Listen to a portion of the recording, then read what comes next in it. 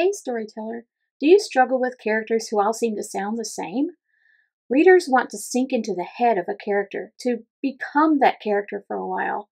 That can't happen if your characters sound too similar. How then can you create a unique voice for each of your characters? The specific words a character speaks and thinks, as well as those used in descriptions when a scene is presented from that character's point of view, must fit his or her background, education, life experience, personality, and interests. Welcome to this week's writer coaching session, in which we will discuss how to use each of these areas to create a unique voice for your character. I'm Bridget from B Squared Writer Coaching, an author, editor, and your story coach, here to help you make your story powerful, polished, and publishable so you can move readers and help them experience your character's journey with maximum emotional impact. First, I have a gift for you just for visiting my channel, the ultimate guide to dialogue punctuation. A huge part of what makes a character's voice unique is the words he speaks or thinks, as well as the actions and descriptions that either contrast or emphasize those words. But if your dialogue is punctuated incorrectly, it can become confusing and lose its punch. This guide is packed with simple-to-follow instructions and examples to take the guesswork out of formatting your character's conversations so you can concentrate on making him or her stand out. Just click the link in the description or visit b2writercoaching.com/dialogue. That's the letter B, the number 2, writercoaching.com/dialogue, and download your copy today. Be sure to stay until the end to get this week's Power Up, a super practical action step you can use right now in the scene you're working on. Now let's explore character voice. We'll discuss what you need to know about your character in order to create a unique voice for her, how to use dialogue to distinguish that character from others, and techniques you can use to strengthen the voice of a viewpoint character through his or her thoughts and the narration in the scene. So what do you need to know about your character in order to create a unique voice? Well, first we'll start with your character's background. When and where did this character grow up? When?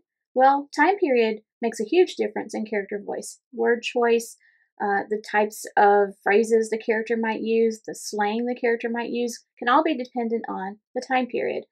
Someone from the 1800s will speak much differently than someone from 2022 or the year 2572 or something like that. So time period really matters. Your character's nationality is very important. Also, whether the character grew up in the city or the country, what planet is he or she from? All of this contributes to character voice. Your character's time period also comes into play if you're writing speculative fiction, like let's say a time travel novel. A time traveler from the distant past or distant future is going to have different words for the common objects we use every day, if actually that character knows what those objects are. He or she might also speak a different language, which will affect how the character pronounces words that are common to the time period he or she is visiting. Time period also matters a great deal in mainstream fiction. A teenager from 2022 might say someone is a bit extra, while someone from the 1980s might say he's out there. One issue authors sometimes run into when writing about a different time period from our own is using words that a character from that era would not. For example, a character from the 1950s might call a refrigerator an icebox. The next thing we need to consider is the character's culture. Often there are words, phrases, terms, and slang common to a particular culture. For example, a recent editing client of mine grew up in Nigeria, and she introduced me to the phrase ginger girl, which basically means this character who she's calling her ginger girl is her biggest cheerleader. It's not something I had heard of before, but in her culture it's very common, so readers would understand that phrase. It's important to keep in mind, however, that if your readers are not from the same culture as your character, there may be a little explanation that is needed to go along with some of those unique phrases. An example from American culture is the saying, "He thinks he's all that and a bag of chips." Would a character from another culture or another time period understand that? Also consider the pop culture influences on your character's speech. An interesting way to use character voice to create conflict in your story is to have characters who may be from the same culture but have different interests. So one character may use a movie reference, but the other hasn't seen that movie, so has no idea what he's talking about. Within different regions of the same country, we may have different names for things. For example, let's say you go to a movie theater with a group and one of the people offers to go to the concession stand for everyone. He turns and asks you if you'd like a soft drink. Well, in Minnesota, he would say, "Do you want some pop?" In other parts of the country, like let's say Chicago, New York, he might say, "Do you want a soda?" In certain states in the South, Louisiana and Texas in particular, he would probably say, "Hey, do you want a Coke?" And you might come back and say, "Yes." And he would look at you and say, "What kind?" And then you'd say, "A Sprite." So, yeah, every kind of soda is a Coke. So it's interesting when characters even go to another state, how the language can change. We also need to have a good understanding of our character's education and cultural or social status. Is your character refined, sophisticated, or down to earth? Is he arrogant, a gentleman, a kidder? Is he a nobleman, or maybe a plumber with a heart of gold? A Harvard-educated businesswoman is going to use different words to describe her day than a street-savvy police officer would. Also keep in mind that the words and phrases a character uses might change depending on who he or she is speaking to. For example, a king will use different language to talk to members of his family than he uses to speak with let's say, an ambassador from another country, or a soldier in the royal guard, or one of the common people in his kingdom. Your character's personality and interests will also determine a lot of the phrasing that he or she uses. Is he snarky or sweet? Street savvy or wise? Geeky or sassy? Keep in mind also the character's interests and preferences, the types of music he likes to listen to, the books she likes to read. Those will influence the comparisons that the character uses in describing things, or like we talked about earlier, the pop culture references used. What is your character's occupation and life experiences? Is your character in high school, or does he have some kind of professional career? Did your character maybe only finish to a certain grade in school? Those kinds of things will determine the vocabulary your character uses. Also, a character's hobbies and other life experiences can have as great an impact on character voice as education and occupation do. For example, if a character has traveled a great deal, he or she may speak differently about certain subjects than someone who's never left their hometown. Our jobs and life experiences affect the adjectives, metaphors, and other descriptive terms we use when speaking or thinking about other people and our world. For example, if two characters are standing side by side looking up at a building, and one is a construction worker and one is an artist, a visual artist, they're going to use different words to describe that building. Even in the narration, just the description that you write about the building would be from the perspective of whichever character is the viewpoint character for that scene. So whose head are we in when we're describing that building? Even if the character's not talking, in the narration, the description should use words and phrases and details that that character would focus on. For another example, a girl who is from an undersea colony will use different terms to describe the ocean than a boy from a poor fishing village, or a kid from the city who's never seen the ocean, or perhaps a merperson who, yes, lives underwater like the girl from the undersea colony, but in a far different way. An even stronger distinction for this description of the ocean would come from a character who perhaps almost drowned at one point, maybe in her childhood. This character is going to have a whole different relationship with the ocean than a merperson, for example. Before we move on to how we can use dialogue to create a unique character voice, if you're finding this helpful, be sure to hit the subscribe button and click the notification bell so you won't miss any of our upcoming writer coaching sessions. As we've touched on briefly, characters from different countries, different planets, different regions of the same country, or different time periods may pronounce words differently, use different slang, or choose different words to express the same concept. We can create unique character voice through the use of dialect and slang. For example, a character who's from the southern United States will probably say the word y'all a lot. Trust me, I know. I'm from Louisiana, and we do. We wouldn't say you guys, we wouldn't say yous guys, which I think some people from some states in the US say. And we don't really say you all. It's rare. It's y'all all the time.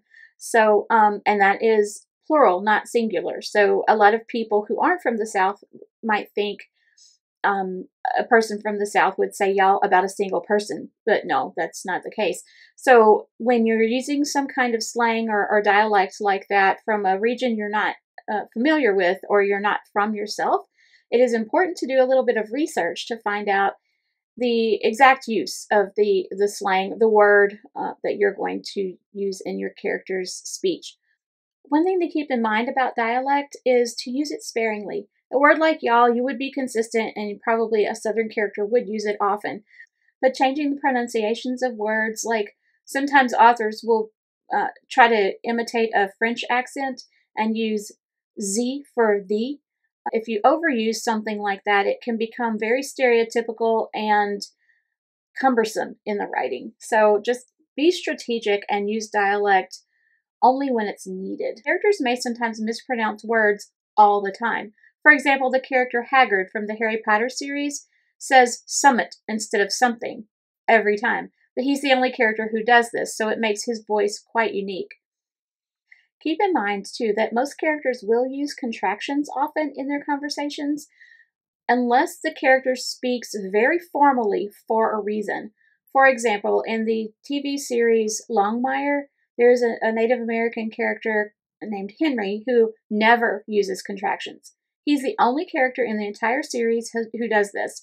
So his character voice is very unique from everyone else's. He does stand out. If you were reading his lines on paper, it would be very easy to tell which character is speaking because he never uses contractions, but the other characters do.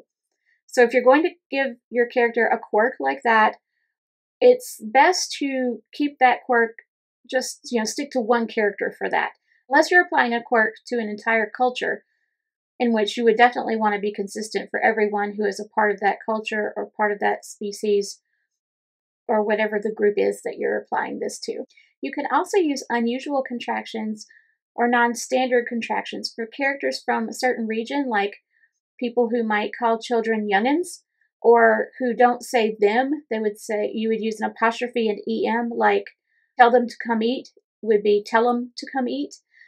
You might also use something like this for a particular character if you invent a unique contraction in which some letters are left out and a specific character always says this the same way. Besides contractions, you can use apostrophes to show missing letters on the ends or the beginnings of words as well. Like in the South, there's a saying, when someone wants to say they're about to do something, they'll say, I'm fixin' to. Like, I'm fixin' to go eat. And it's fixing, but you leave off the G and you use an apostrophe. So Fixin apostrophe. That would be a way to distinguish a character's voice if someone from the South is in a northern state, for example, and this is the only character who speaks this way. Someone from New York is not going to say, I'm fixing to go eat dinner. It just wouldn't happen unless they were born and raised in the South. And finally, often in dialogue, characters will call each other by name. That's called direct address. How characters use names and titles can tell a reader a lot about that character. Maybe a particular culture has a certain way to use titles. For example, a writer friend, Sharon Rose, who writes the Castle in the Wild series, in her series, one of the countries, a character would be known as a prince or princess if he or she is the child of the king and queen. But in another country, only the heir to the throne is called prince or princess. The others are just lords and ladies. So that's a very interesting and distinctive difference between those two cultures in that series. Another example of this is the manner of address that characters used to talk to each other during the Jane Austen era, the early 1800s in England. If a lady was unmarried and the oldest of her parents' children, she would be called Miss and whatever their last name was. Like Miss Bennett would be the oldest Bennett daughter. But her sisters would be addressed as Miss and their first name. So only the eldest would be called by the last name, Miss Bennett. And men, gentlemen, would be the same thing applied. They would be called by their last name, Mr. Let's say Mr. Darcy, if he is the oldest of his siblings. If you weren't properly introduced, you didn't speak to each other. And only siblings and immediate family members were allowed to call each other by their first names without a Miss or Mr. and without using that last name convention that was used for the eldest. Another thing to consider too is one particular character might have a certain way of addressing another character, and that's only used between the two of them. For example, a character's father might call her by both of her names, her first and middle name, but nobody else does. Everybody else maybe calls her just by her first name. And that way it really creates a unique voice for her father, for that character, because if anytime the reader notices a character calling her by both names, you automatically know who that is, who's speaking. Another note about titles to keep in mind, in the southern U.S., many families raise their children to always use sir and ma'am when talking to adults, and never to answer with just a simple yes or no. When an adult asked a question, it had to be yes, sir, or no, ma'am. And that convention also extended into the workforce. So let's say when you're on the job, you would address your boss as ma'am or sir, and would also address customers or clients as ma'am or sir. My family ran into this when we moved from Louisiana to Minnesota. My mother is in the medical field, and when she was at work, she would call her patients ma'am or sir. It's a term of respect. And some of her patients were younger than her, but she would still say yes, ma'am, because that was the culture that she was from. And some of the ladies would become offended because they felt she was implying that they were old because she was calling them ma'am.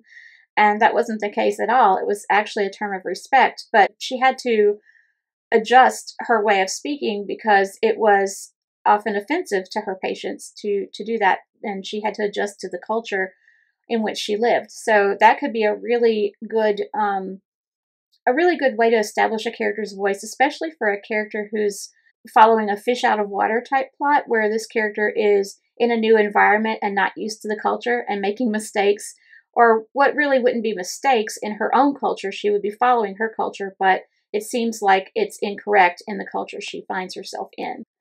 A particular character may also have pet phrases that he or she uses. For example, in the Dirty Harry movies that Clint Eastwood starred in, the main character had a phrase he would always use: "Go ahead, punk, make my day." And I know I just really butchered that, so I gave you a good laugh, I guess. But there was also a movie back in the 80s called Valley Girls, where everyone used the word like way too often, and totally. Yeah, he's like totally gorgeous, you know? So it was something that, it was a quirk that the characters in that culture would use. A writer friend who writes science fiction uses pet phrases for entire cultures sometimes. One of them was beyond doubt, whereas we might use the phrase no doubt. This culture she changed it just a little bit for that culture. And so anyone from that planet, that race of beings in her story would use that phrase. Another thing you could do in dialogue, which I advise you to do sparingly, is to change the syntax or sentence structure that a character uses. Probably the most famous example of this is the character Yoda from the Star Wars series, and he would change the order of his sentences. He might say something like, "Yoda, I am," instead of "I am Yoda." When we're trying to strengthen the voice of a viewpoint character, the character through whose perspective the scene is told, we can use the words the character would think in the character thoughts, and also all the narration in the scene, because that narration, the descriptions, the action, everything that's outside the dialogue is also needs to be in that character's voice. To do this, we can use specific word choices, just like in dialogue. We can also use comparisons and metaphors when we are describing things. Anything we describe in that scene should be done through the perspective of that viewpoint character. So we would use his background, experiences, occupation, personality. The words and phrases that character would use should also be used in the narration to describe. So if we're going to describe a building As part of the setting, keep in mind, is this character the artist or the construction worker? What are the things this character would notice? A soldier is going to notice something different about an environment than, let's say, a politician would. A fashion designer may look at another character's coat and notice something like the style of the cut or the stitching, whereas a mom might look at that same coat and think, that's too thin for the weather out there. If a soldier walks up to a stream and you launch into a flowery description of how the light plays on the water, that might not fit his personality. It's really unlikely. What might fit better is a description of the biting cold, a really brief description actually, of the biting cold of the water as he scoops some up to wash his face. We can also use comparisons like similes and analogies based on the character's life experiences to describe things in the viewpoint character's scene. For example, there's an old song about someone who was meaner than a junkyard dog. Well, a character would have to know what a junkyard dog is like in order to use that and for it to fit his or her voice as a comparison to try to describe the temperament of another character. A character who has a lot of experience with the outdoors, and snakes in particular, might say that someone else is as sharp-tongued as a rattler. We can also use metaphors which compare two things that are completely unrelated and use one of those things to describe the other. For example, if a character is trying to describe a storm or thinking about a storm, or you're using narration to describe the storm and you're in that character's point of view, and this person has experience with violence or battle, you might say a jagged scar of lightning slashed across the sky. In my debut novel, Keeper of Shadows, I used a metaphor to describe a character's voice from the viewpoint of someone else who found him rather intimidating. She describes his voice as steel wrapped in black silk. The real key to creating a unique voice is to know your character inside and out. Then choose words, phrases, descriptive techniques, and sentence structures that fit him or her best. If you haven't already done so, don't forget to download your Ultimate Guide to Dialogue Punctuation. Just click the link in the description or visit b2writercoaching.com/dialogue to grab your copy. For today's power-up, identify a character whose voice you want to strengthen. Then think about and list any descriptive words, metaphors, comparisons, pop culture references, or any of the other things we talked about today that your character might use. After you have these lists, look back at a scene in which that character was featured and try to apply some of those phrases to her dialogue, and if she's a viewpoint character, the narration in the scene. There is another type of voice that gives many writers frustrations and headaches. It's called passive voice. In next week's writer coaching session, we're going to dive into a bit of self-editing and find out what passive voice is, why it's not great for your stories, and how to fix it. So be sure to click that subscribe button and notification bell so you won't miss it. Speaking of missing our writer coaching sessions, if you missed last week's, you can click the link up here to find out the secret to writing an unputdownable story. Until next time, let's power up your storytelling.